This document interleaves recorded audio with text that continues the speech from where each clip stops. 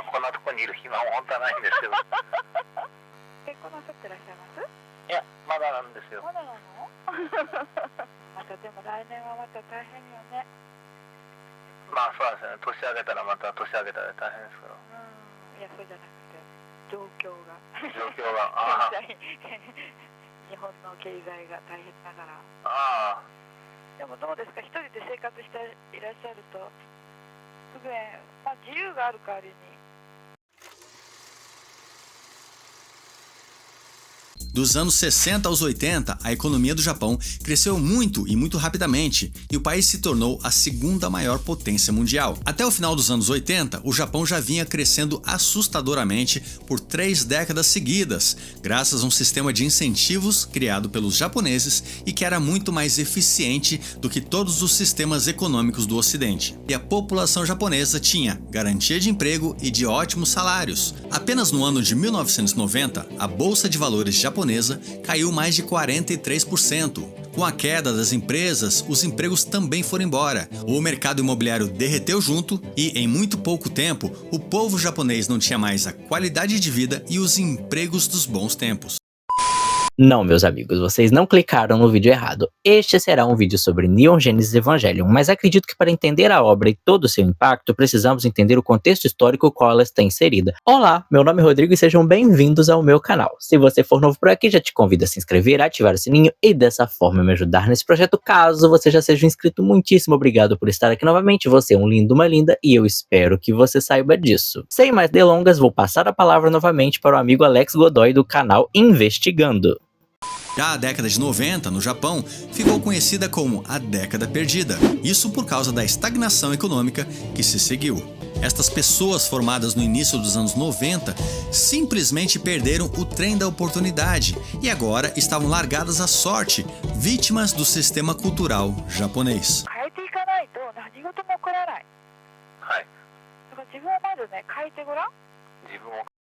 Para os mais jovens, ficou um sentimento de que o futuro havia sido cancelado, não haviam mais expectativas e nem existiam perspectivas diante dessas novas circunstâncias. Nesse sentido, o Evangelion capturou o zeitgeist da época, uma vez que o tom melancólico e a falta de direção na vida dos personagens fizeram com que boa parte do público dessa faixa etária se identificasse com a obra. Porém, isso não significa que Evangelion foi um sucesso imediato, ao contrário, o anime quase foi cancelado no 4º episódio. A TV Tóquio foi a emissora que exibiu o anime, só que ela cometeu o deslize de colocar Eva no mesmo horário que passavam os animes shonen, ou seja, faixa em que o público era majoritariamente composto por crianças. Convenhamos, esse não é o tipo de obra que cativa os mais jovens. Outro problema enfrentado por Evangelion nesse começo era o orçamento. O estúdio Gainax, responsável pela produção, estava à beira da falência. A Tatsunoko, outro estúdio que dividia as responsabilidades, também estava mal financeiramente. Tentando se aproveitar, a TV Tóquio queria dar pitacos no roteiro, no desenvolvimento, questões como trilha sonora. Eles barraram a abertura que o Hideaki Anno queria. Segundo as histórias da produção, a galera foi desesperada atrás da Yoko Takahashi para que ela escrevesse uma música e ela recebeu pouquíssimos detalhes do que se tratava o anime e em poucas horas compôs a Cruel Angel Thesis. Diante desse cenário, a SEG e seus acionistas foram a Gainax na tentativa de entender do que se tratava Evangelion, pois eles queriam negociar com a TV Tóquio um novo horário para a transmissão, e eles conseguiram. Essa mudança colocou Eva no horário nobre, aumentou a audiência, houve muito boca a boca, o anime começou a ser comentado. No entanto, o teor subjetivo da obra intrigava e dividia o público.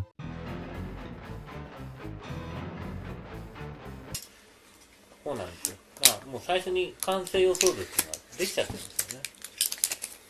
ああいうなんかこうさてこれからどうしようというのを見た時にやっぱりなんかこっちにもこっちにもこっちにもこっちにもと思ってしまいますね。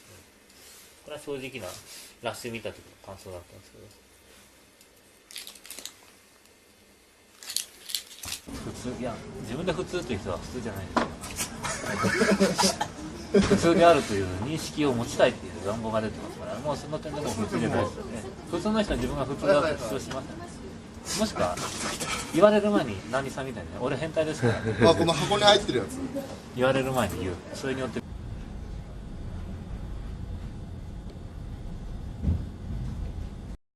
Hideaki Anno sofreu de depressão profunda após a criação do anime Nadia, O Segredo da Água Azul, de 1991 e produzido pelo seu recém-criado estúdio. O autor é perfeccionista e se envolve em todos os pontos de suas produções, como direção, roteiro, desenho e animação. Sua obsessão com a perfeição o levou a trabalhar excessivamente, já que o seu estúdio provavelmente não atendia suas altas exigências. Como resultado, Hideaki Anno ficou exausto e passou por 4 anos em que, segundo o próprio, ele estava apenas focado em não retirar a própria vida. Essa condição levou o autor a um bloqueio criativo e, quase incapacitado de trabalhar, ele iniciou o projeto Evangelion. Segundo a revista New Type, Hideaki Anno não fazia ideia de como o anime terminaria. Na verdade, nem sequer seus colaboradores entendiam muito bem o processo. A equipe animava a trama enquanto o roteiro estava sendo escrito, um roteiro um tanto quanto bagunçado. Alguns membros da produção até tentavam escrever algo, mas logo em seguida Hideaki Anno alterava as anotações e trazia uma nova ideia.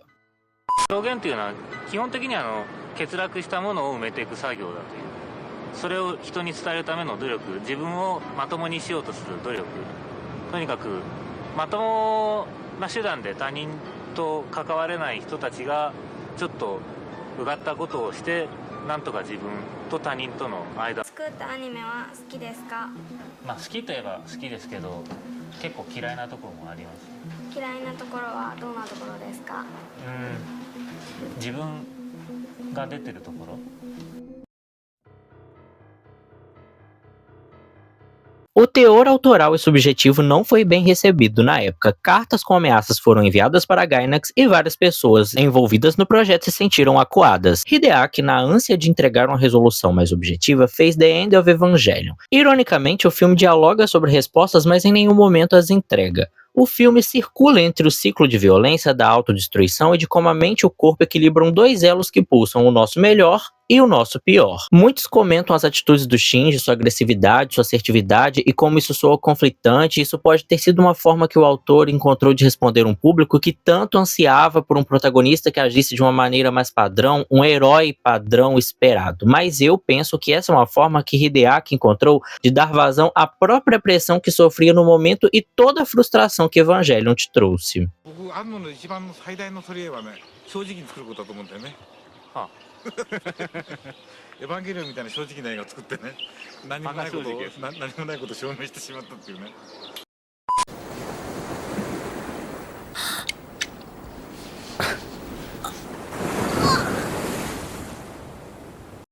Já a tetralogia, iniciada em 2007, 10 anos após o lançamento de The End, busca revisitar alguns elementos da série, mas é notável como Hideaki Anno não se vê preso a refazer o que já estava estabelecido na animação, e em dado momento é inegável que o rebuild ganha sua própria identidade e, consequentemente, novos rumos. É possível debater os motivos pelos quais esse reboot foi realizado. Há fãs que acusam interesse financeiro, outros, especialmente no Japão, criticam a forma como o marketing trabalha a franquia e desgasta sua imagem. Independentemente desses motivos, não há como negar que o rebuild carrega uma carga mais afetuosa, gentil e otimista que a série clássica e, penso eu, que o casamento do autor com a mangaka Mayoko em 2002 tem um grande peso nessa impressão. Sendo Evangelion uma obra que define a vida de Hideaki e, como ele mesmo afirmou, é uma obra que ele colocou tudo o que ele sabe e o que ele é, nada mais justo que o desfecho refletir sobre as suas fases de amadurecimento, que superou sua depressão, encontrou um amor e aprendeu a valorizar a vida como ela é. Em certa medida, sinto que o último filme, Thrice Upon a Time, ou A Esperança, é uma mensagem para seus fãs se libertarem, se permitirem experienciar coisas novas e simplesmente viver.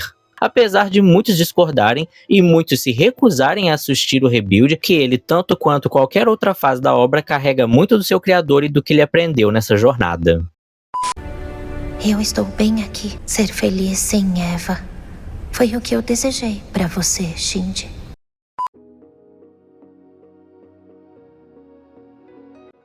Durante muitos anos, Hideaki Anno buscou criar obras que agradassem o público, que fossem compreendidas, pediu desculpas várias vezes e disse que não conseguia se desvincular da depressão. Em alguns momentos mais reativos, ele disse que o público retirou conclusões precipitadas sobre sua criação, demonstrou insatisfação com o culto em torno de Evangelion e criticou as cobranças por explicações. Ele afirmou que esta era uma obra que dava espaço para que cada um retirasse sua própria reflexão. Era um convite a pensar. Outras vezes ele disse que Evangelion não significava nada em especial, não era uma obra profunda e complexa.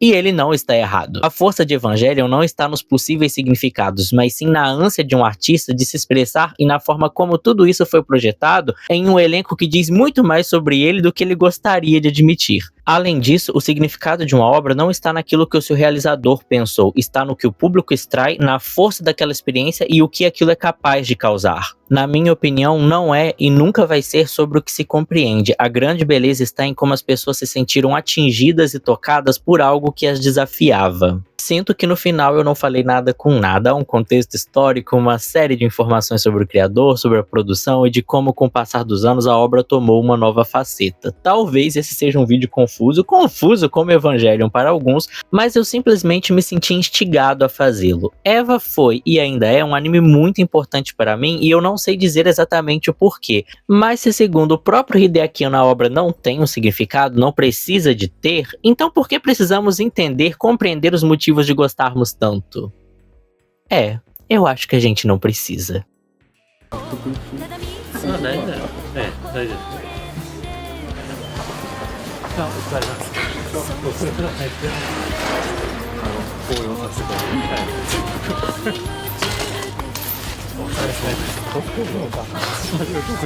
ゆっくり後でお話しさせてください。